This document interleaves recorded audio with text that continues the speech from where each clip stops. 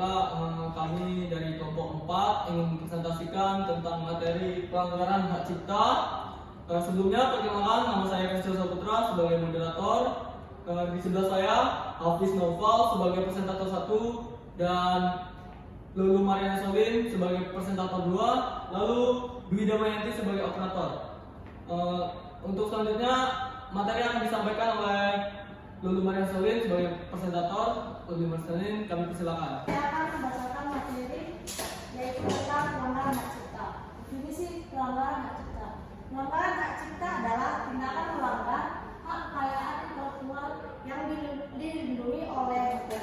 Pelanggaran hak cipta terjadi ketika seseorang menggunakan atau membagikan karya kreatif yang dilindungi tanpa izin dari pemilik hak cipta atau tanpa membayar royalti yang sebenarnya.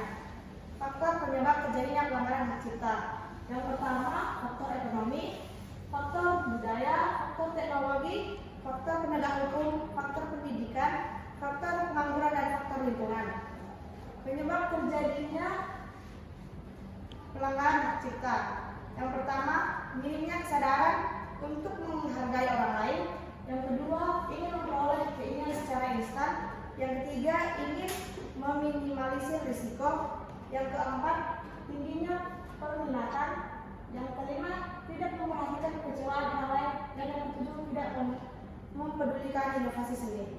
Baiklah, saya akan melanjutkan materi hasil presentasi dari kelompok kami, yaitu tentang effort yang dilakukan untuk mengurangi tingkat plagiarisme. Yang pertama itu adalah pemerintah membuat undang-undang untuk membuat hak cipta.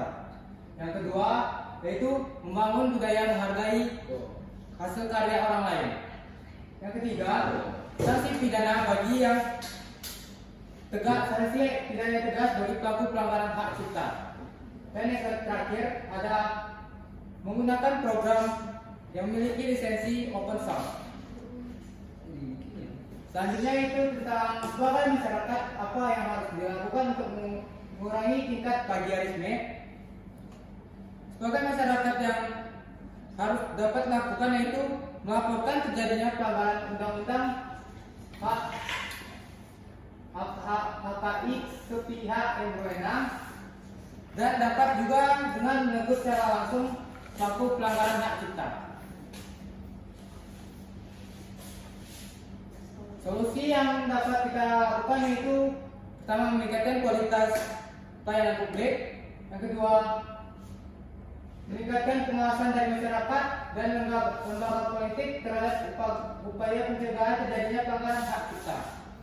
Selanjutnya akan ditutup oleh moderator. Oke, baiklah, itulah presentasi dari kelompok kami yang menjelaskan tentang pelanggaran hak cipta. Untuk lebih dan kurangnya kami mohon maaf. Saya akhiri. Wassalamualaikum warahmatullahi wabarakatuh.